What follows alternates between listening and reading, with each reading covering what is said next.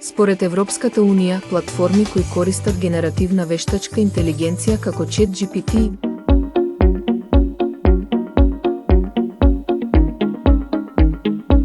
Имавме доста реакции, имаше позитивни реакции, имаше и негативни реакции од некои. Беа насочени во тоа дека каде се новинарите, дали ги заменувате или може на некој таков начин. Но сметам дека поголем дел беа позитивни, луѓето видоа дека може да се направи нешто ново, дека технологијата може да се користи и за добра цел, да кажеме кога се прават ваков тип вести.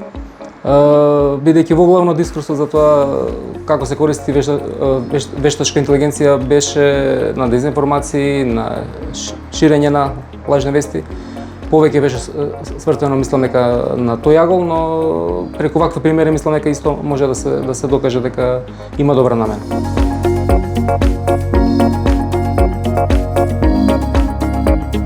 Вештачката интелигенција можеби повеќе ќе си го најде своето место во редакциите кои што само ги генерираат оние сервисни информации, оние вести ги спроведуваат во интернет просторот, ги пласираат на интернет сајтови како сува информација. Тука можеби вештачката интелигенција ќе биде вистински погодок, но за новинарите кои што работат на вистински истории, за репортерите кои што известуваат од терен, тоа може да биде само сојузник во работењето и да биде нивни начин како полесно да ја сработат својата работа, но и побрзо, поефикасно да допрат до гледачите со вистинска информација. Првично може да помогне во фазата на креативно размислување или брейнсторминг, со што ќе ни даде идеи како да раскажеме некои комплексни откритија, може да помогне во визуелно прикажување на податоци, во анализирање на големи датабази, сумирање на документи. Според мене, ВИ во редакциите треба практично да им заштеди време на новинарите, за тие да може да се фокусираат на нивните уникатни вештини. Тоа е да расудуваат етички и морално, да анализираат комплексни општествени проблеми, при тоа да бидат водени од емпатија. Ова се сите нешта кои недостасуваат на вештачката интелигенција. Ние како новинари знаеме да користиме одредени алатки при креирање на самата содржина. Еве лично можам да кажам дека како новинар многу ни помага алатка која што врши транскрипција на аудио разговори, бидејќи неретко знаеме да правиме и подолги интервјуа кои што траат и по 30-40 минути.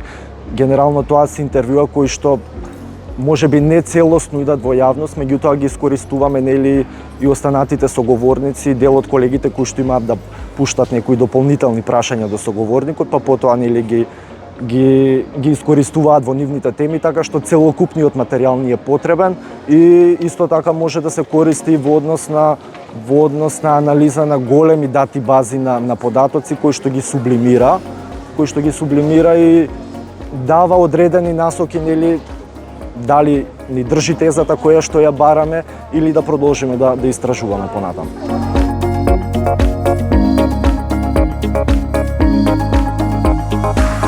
И сметам дека новинарот е секогаш тука за да биде архитектот на самата вест.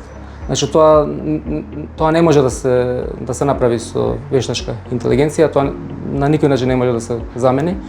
Секој пат ќе треба да има некој човечки фактор што ќе мора и да го прегледа тој материјал, да види што е.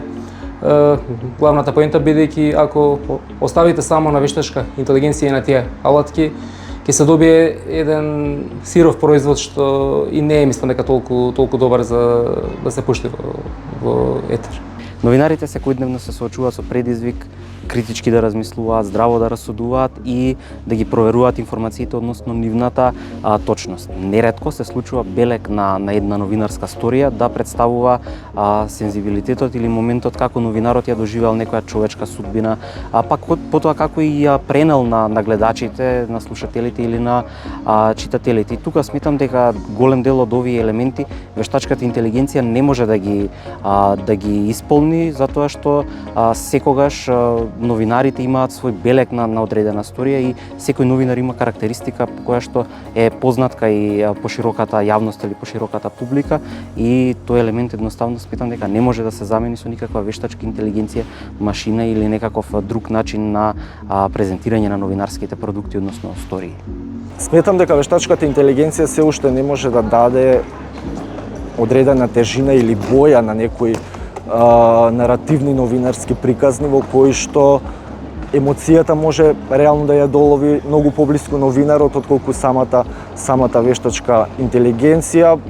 И еве уште едно нешто што би дополнил на крај, сепак и кога како финален производ треба да ја пласирате во јавноста одредена приказна или истражување, вештачката интелигенција го нема тој момент на правичност, избалансираност, точност. Сепак пред да се објави одредена приказна, тоа го прави и новинарот, целото уредништво или и медиумот кој што ја објавува приказната подоцна. Човечкиот фактор е клучен во редакциите заради тоа што нашата основна цел како новинари е да бидеме чувари на демократијата. А демократијата се заснова на одлуките кои ги носат луѓето и на човечките интеракции. Сега вештачката интелигенција може да ни асистира во овој процес, но демократскиот разговор мора да го водат и обликуваат луѓето. Затоа што нашата потреба да трагаме по вистината, да бараме правда, да бараме промени за подобар живот и при тоа да се поврзуваме со нашата публика на значајни начини, ова се нешта кои може да бидат уникатни само за човечко суштество.